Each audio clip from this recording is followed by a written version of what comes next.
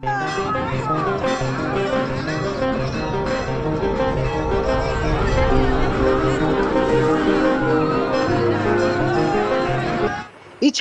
দুর্গা প্রতিমা নিরঞ্জন ভারত বাংলাদেশ দুই দেশের শতাব্দী প্রাচীন রাজ প্রথা মেনে আজও প্রতিমা নিরঞ্জন হলো টাকি রাজবাড়ি।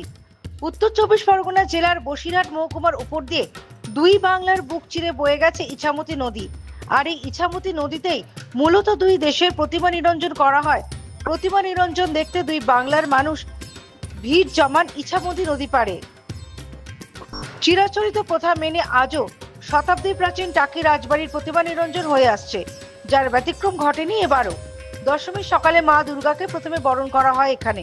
এরপর ঠাকুর দালানে সিঁদুর খেলা মেতে ওঠেন রাজবাড়ির মহিলারা। নিয়ম মেনে আজও টাকি রাজবাড়ির প্রতিমা নিরঞ্জনে কোনো যানবাহনের ব্যবহার হয় না। 24 জন বেয়ারার কাঁধে করেই ইছামতি জলের দিকে নিয়ে যাওয়া হয় প্রতিমাকে। সেই রীতিনীতি এবং ঐতিহ্য এখনো বহন করে চলেছেন রাজবাড়ির বর্তমান বংশধররা। প্রতিমা নিরঞ্জনের পর ঠাকুর দালানে বসে সকলে মিলে পান্তা ভাত, কচু শাক, আলু সিদ্ধ, আলু ভাজা ও মিষ্টি খেয়ে থাকেন। পঞ্জিকা মতে টাকি রাজবাড়ির প্রতিমা নিরঞ্জন হয়েছে ইছামতিতে। রাজবাড়ির সদস্য শর্মিষ্ঠা ঘোষ বলেন, নিয়ম নিষ্ঠা এবং সমস্ত উপাচার মেনেই পুজো হয়ে আসছে টাকি রাজবাড়িতে। আজ দশমী, উমার বিদায়ের দিন, যার ফলে সকলের মন ভারাক্রান্ত। সকালে মা দুর্গাকে বিধি মেনে পুজো করা হয়েছে। তিনি আরো বলেন, ভোগে মাকে নিবেদন করা হয়েছে পান্তা ভাত ও কচু শাক।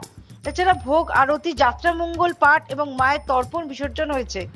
24 জন বেয়ারার কাঁধে চেপে মাকে রাজবাড়ির ঘাটে নিয়ে গিয়ে নিরঞ্জন করা হয়েছে। এদিকে প্রতিমা নিরঞ্জন ঘিরে টাকির ইছামতি নদীতে সকাল থেকে তুমুল ব্যস্ততা স্থানীয় পুলিশ প্রশাসনের মধ্যে।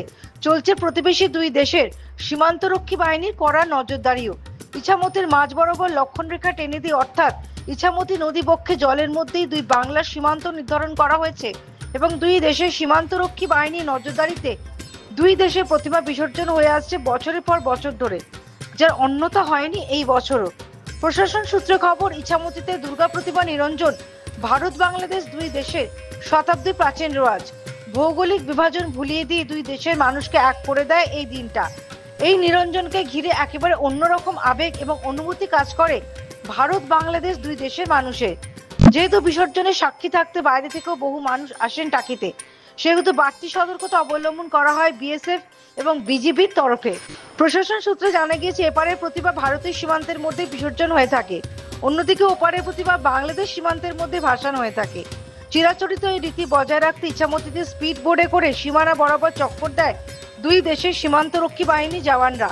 ইতিমধ্যেই বাংলাদেশের সাতক্ষীরা জেলা প্রশাসন এবং বসিরহাট জেলা প্রশাসনের মধ্যে ইছামতি নদীপক্ষে একটি উচ্চ পর্যায়ে বৈঠক হয়েছে সুষ্ঠু ও শান্তিপূর্ণ প্রতিমা নিরঞ্জন করতে। তার পাশাপাশি গোটা টাকি শহর ঘিরে রয়েছে নিরাপত্তা, অর্থাৎ গোটা টাকি শহরকে সিসিটিভি ক্যামেরা এবং নিরাপত্তা চাদরে মুড়ে ফেলা হয়েছে জেলা প্রশাসনের পক্ষ থেকে।